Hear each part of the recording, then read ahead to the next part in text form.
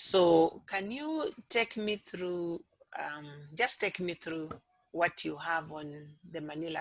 Now, as you can see there, it's like a picture of a human being.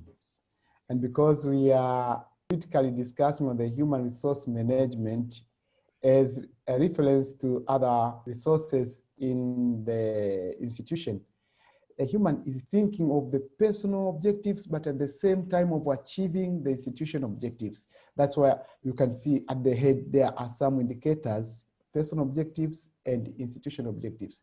But in the heart, thinking on how to deliver this with very much consideration to gender issues, the gender considerations should be there, but the legal perspectives also.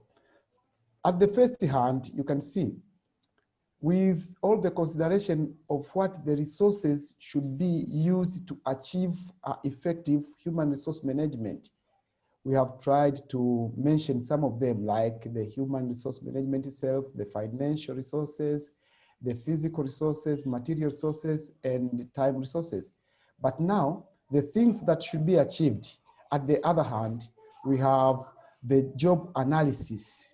So this person is expected to be able to do a job analysis in education, also to be very familiar of the job design, and then the systems that should be used in the human resource management, with full consideration to staffing and the processes of staffing, and consideration to the compensation and its processes. Because all those, when they are captured well, there will be motivation, and the human being can also affect the other resources. The institutional objectives will be met as well as the personal objectives. Simply to say, that is how the map is trying to portray the message in this case. Madam Mary? Yes, so what are the main concepts? Because I can see around resources, you have human, and around processes, you have a number of things. So what are the main things here? Actually, the main things here, we need to understand the job analysis, job design, the systems in human resource management, staffing, and compensation. If we could classify them, we could say this is a major branch. Try to put in the two branches. This is a major branch, but with consideration to the other hand, that is the resources that could facilitate those processes. Okay, so basically you're saying the resources you have, first of all, resources and processes. Is that right? Very right. Okay. Then under resources, you have, of course, a number of, I can see human resources, financial resources, and so on. Yes. And then under processes, you have job analysis and job design. So maybe my other question would be, how are the resources and processes related? The processes and resources are related because when we are doing the process, full consideration is made on the resources, because the process cannot be done alone.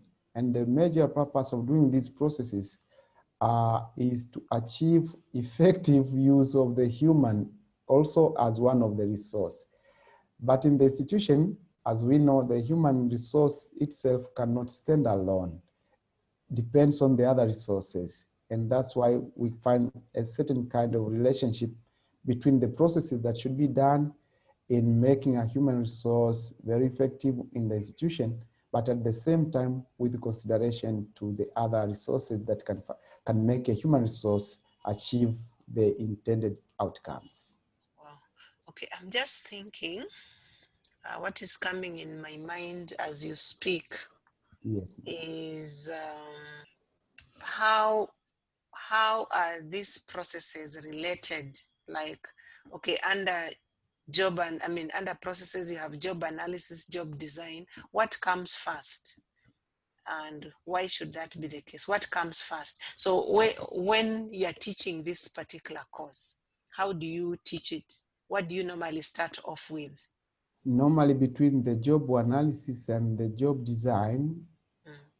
we start with the design because the analysis actually I could say it is also a part of the job design because designing is done also through the analysis. So Okay. maybe this So are you item, so are you saying that then maybe your main concept there is job design, and in the for job sure, design you'll have the job analysis? yes, it is embedded in job design, sure. Okay. So basically you can do away with job analysis and I, remain with I think that will be the best. Suppose we remove the job analysis and we leave the job design. okay, good. So after job design, what next? What comes next? The human resource systems, human resource management systems. Okay. Yes, So, and how are the human resource management systems related to the job design? sure. The job design tries to look on what should be done in the institution and who should do that work. With consideration to who should do that work, we should know the systems that are accepted on allocating those duties and proper persons. So the human resource systems makes someone able to appropriately choose which should be done and who should do, and specifically within also the time limit. So the Okay. job design starts before the systems, and the systems facilitate now the proper allocation of the staff. Okay. So when you talk about this HR systems, what is included in the HR systems? Actually, now we are trying to speak a bit on the theories that are actually accepted in the human resource management, because we have the theories that actually makes facilitates or say simplifies the knowledge on what should be done when we are staffing, when we are thinking of the compensation, and those are simply referred to as the systems in human resource management. We have a number of them, of course, thinking of maybe the institutional systems itself, but also we have the systems of when we consider the process of leader, maybe the roles of leadership with the institution, they are also included in the systems as we refer to the institution as a component that have a human resource in it, or the employees who could cooperate in certain way, or horizontally or vertically. And then, so by knowing those kind of correlations that should be done in the institution, we refer to the system, different systems that should be inculcated in there. You just mentioned something about staffing and compensation. So Sure. do they fall under human resource systems, or are they independent? Actually, these all are depending on each other. But before thinking of the staffing, it's also easy to attend it if you know the systems. So the systems starts before staffing, and the Okay. staffing also results to the compensation. However, in the job design, you also have to think of the way of staffing. You also have to think of the way of doing compensation.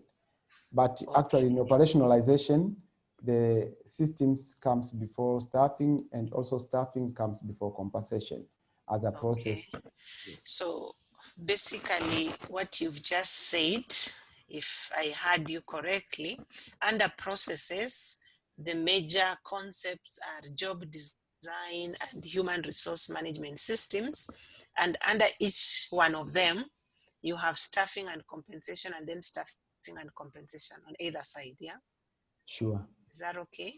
It's okay, madam. Okay, yeah, so maybe that is something that you might want to reflect on again and see how to arrange that. And if we move to the other branch on resources, so Yes. just take me through why you have all these resources there. So what are the most important, and how are they related? Thank you. At the part of the resources in the institution, we expect to use different resources to achieve the objectives. However, we consider human resource as the core resource that can also be used to develop other resources. A human resource in an institution can have say the human capital that can facilitate running of the institution, but with an aid of the financial resources in an institution to make it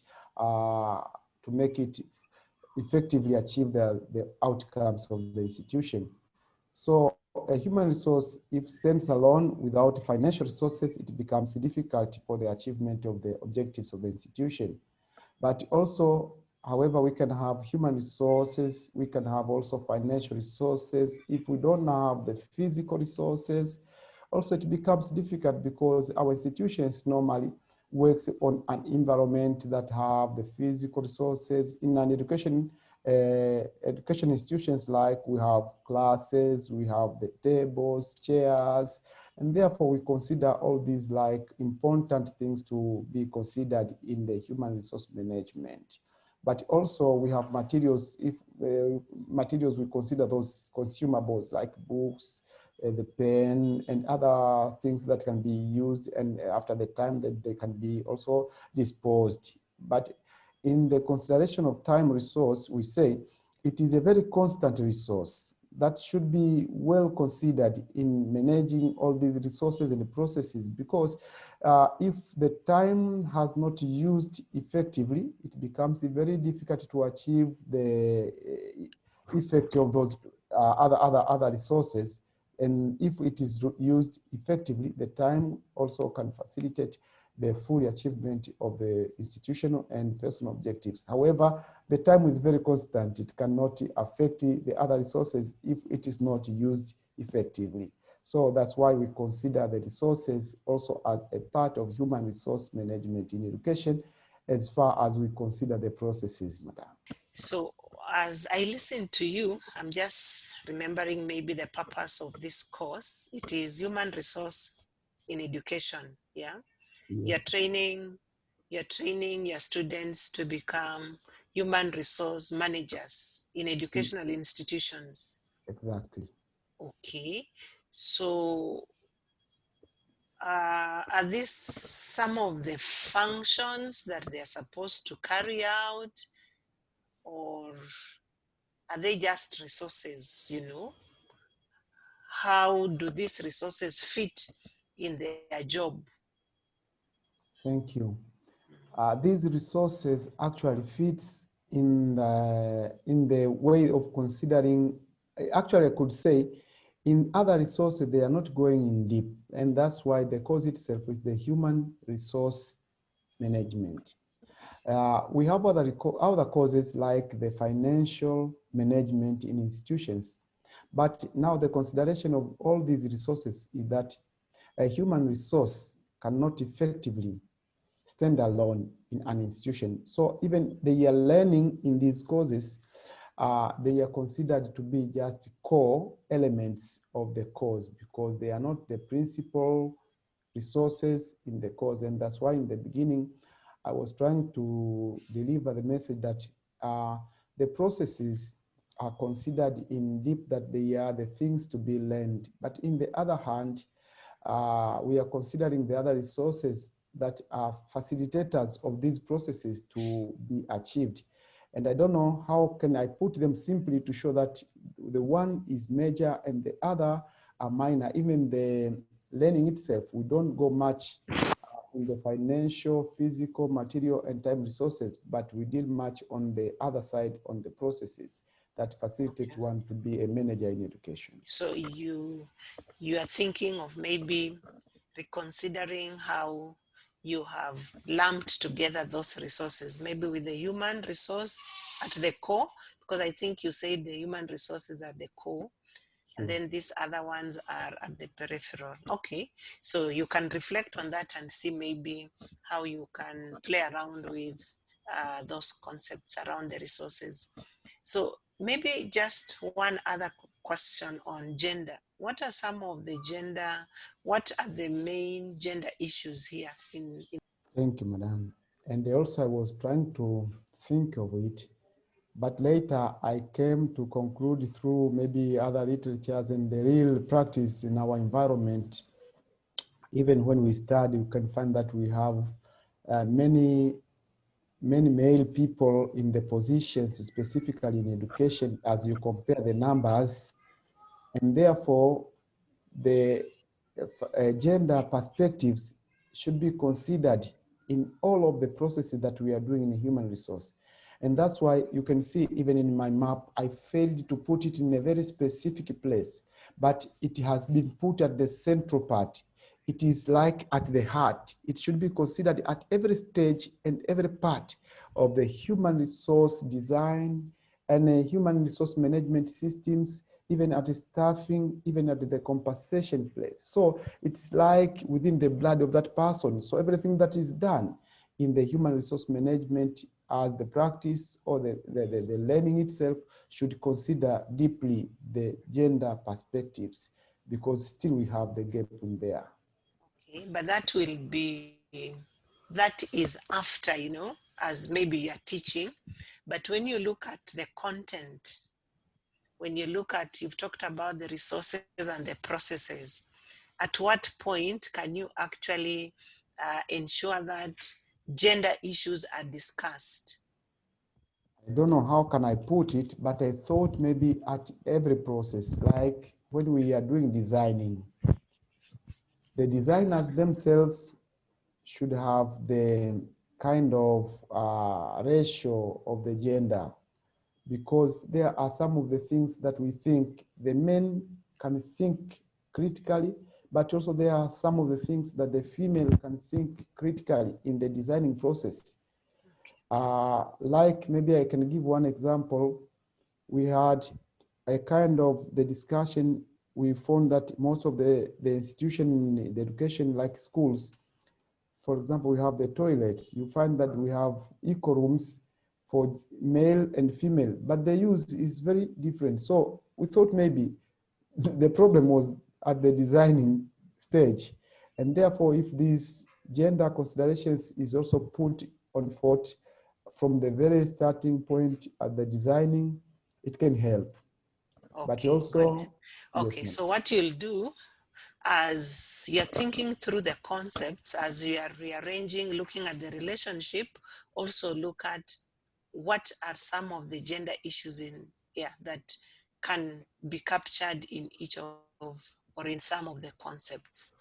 Okay, so with that, let me move on to the next person. Yeah, good. Thank you.